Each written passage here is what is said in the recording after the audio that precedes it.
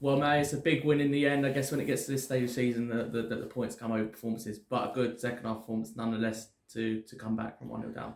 Yeah, I do think performances are important, but like you say, at the end of the day in these games, the result overrides the performance, and you've always got to look at it as a long-term view. I always believe of performances and results in terms of how they work out. In that we've performed probably worse than that and won, or better than that and lost, and things like that. So it kind of all evens itself out to a degree.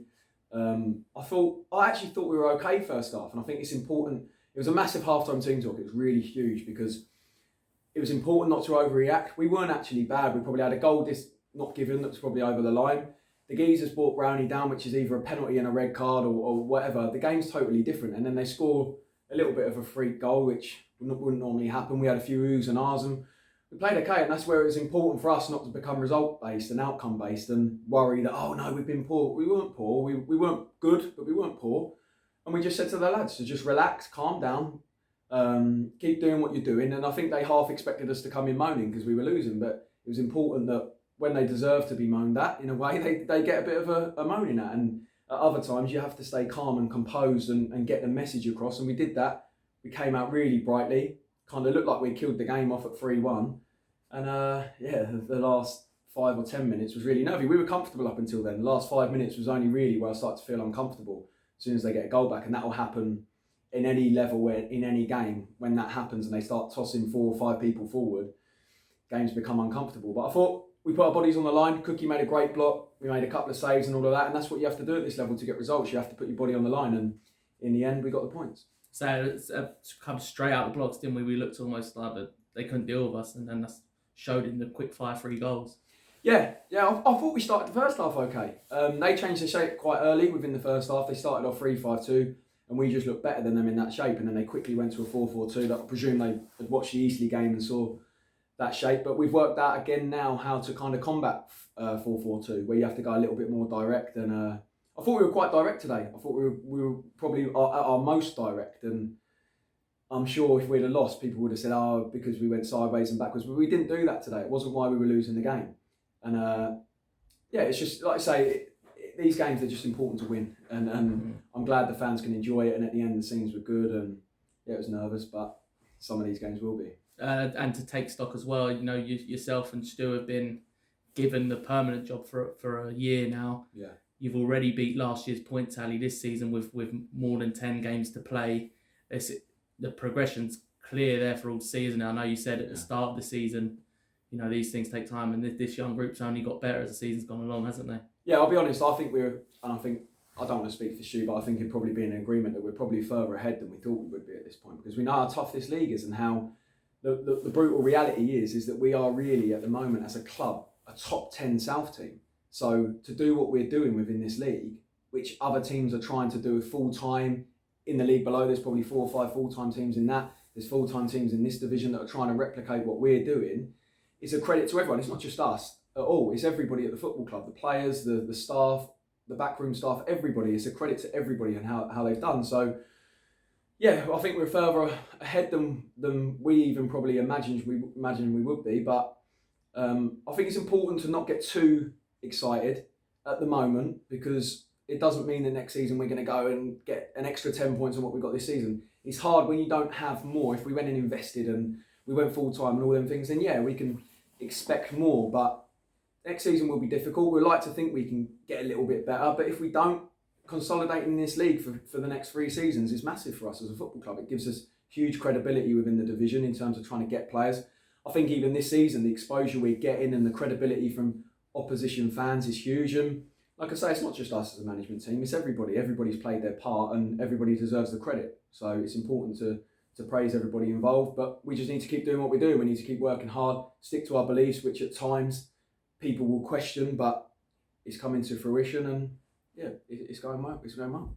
And how pleasing is it? As I said, it's a young group, and just to watch them develop as the season gone on, they've all got better, haven't they? Even the older heads around the team seem to have improved as the season's gone along. Yeah, I think if you spoke to like an Akimo, who's probably our most senior player, this season's probably been, I think it's been brilliant for us, but this season's probably been a bit of not an eye opener, but it's been different to what he's used to, I imagine, in the way that we play. And the way the lads have adapted and the receptiveness to take the information on when we're part-time and that you only get an hour with them a week at times. It's other full-time teams, they probably get 10, 12 hours a week to work on stuff. We're having to do it in an hour.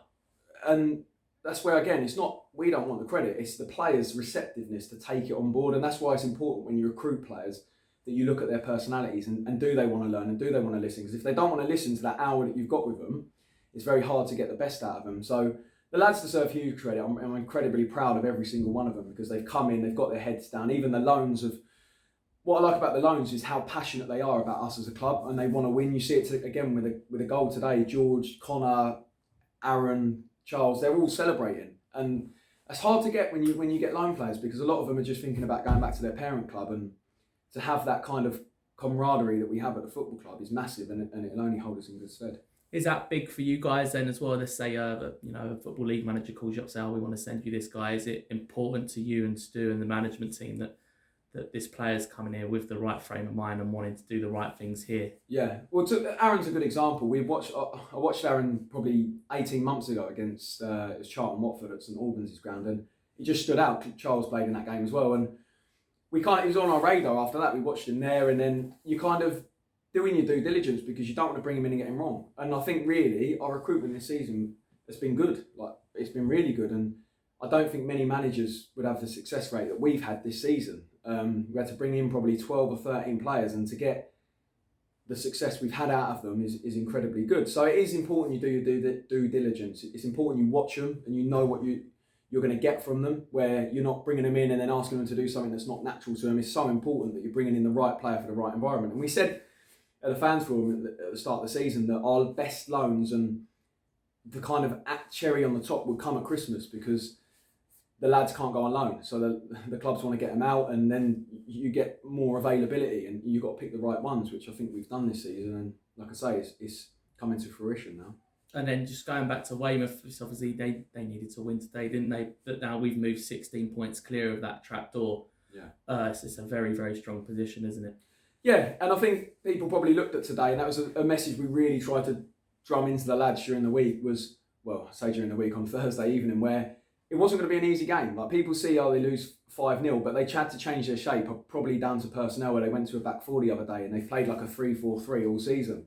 And they changed at half time and they were more solid. And coming off a 5-0, you think, this is going to be easy. But they've been competitive in nearly every game this season. The same with Dover. Like you see today, Dover lost 2-1 to Halifax at Halifax. So there's no easy games. And every team is in this division for a reason. And you have to give them the respect, and you have to have a plan. You can't disrespect them and think, they lost 5-0 the other day, let's just go and do what Altrincham did. Because what Altrincham did probably didn't suit our players. So you've got to have your own unique game plan. And yeah, they're all tough games, and they've showed it again today, really. They could have come away with a point at the end, but we probably deserve more against a Wrexham and a Solihull and all of them, and then we've probably got them rewards today rather than on the day. So it all works out. I'm a big believer in that if you keep performing to a good level and you keep doing the right things, you will get your rewards.